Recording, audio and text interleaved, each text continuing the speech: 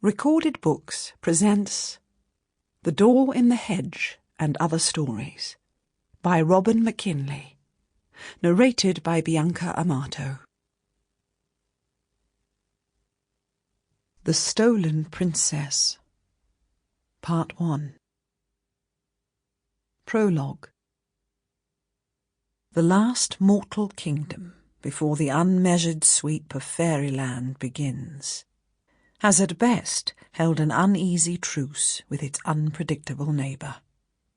There is nothing to show a boundary, at least on the mortal side of it, and if any ordinary human creature ever saw a faerie, or at any rate recognised one, it was never mentioned.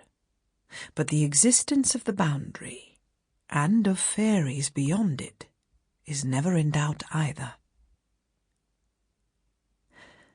The people who live in those last lands are a little special themselves, and either they breed true, or the children grow up and leave for less suspenseful countryside. Those who do leave are rarely heard from again, and then only in stiff or hasty letters written to assure friends and family of their well-being. They never return in person. But some of those who leave remember what they have left, and the memories are not all taken up with things that go bump in the night, which are never fairies who know better than to make noise, or the feeling of being watched while standing at the centre of a wide, sunny, sweet-smelling meadow and spinning helplessly in your track, seeking for the shadow that is always behind you. For much of that watchfulness is friendly. If you lie down by the side of a brook and fall asleep, the murmuring water sends pleasant dreams of love and courage. And if a child loses its way in a forest, it finds its way out again before it is anything more than tired and scratched and cross and hungry. And there are years when no babies at all are stolen from their cradles, and new mothers laugh, and grandparents gloat, and new fathers spin fabulous dreams of future greatness and trip over their own feet. But there are also years when expectant mothers go about with white faces and dread the arrival of what they most want, and the fathers listen anxiously for a child's first cry, but are not soothed when finally they hear it.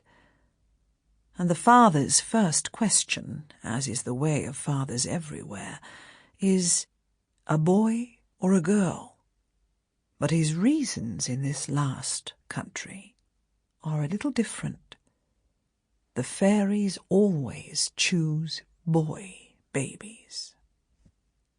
The story is still told that once, perhaps a century ago, or perhaps two, a 5 weeks girl was snatched away through a window her parents knew only too well that they had bolted carefully from the inside. But after 2 days, or rather nights, for all immortal thievery occurs in the dark hours, the baby was returned. There was never any question of a changeling. The whole silly idea of changelings was invented by lazy parents too far inland for any faintest whiff of fairy shores to have reached them. Parents who cannot think of any other reason why their youngest or middle or eldest or next to somethingest child should be so regrettable. They know they aren't to blame. So there was no shadow in these parents' overjoyed minds. But they were good people and thoughtful, and after telling everyone they knew just once about the miraculous return, they never mentioned it again, except once to the girl herself when she was almost grown, and she nodded and looked thoughtful, but said nothing. And the uneasy dreams she had had for as long as she could remember, about impossible things that insisted that they were to be believed, stopped abruptly. She never mentioned the dreams to anyone either. Loose talk about fairies, dreams, and impossible things was not encouraged. It might be dangerous. 6 weeks after the... Sample complete. Ready to continue?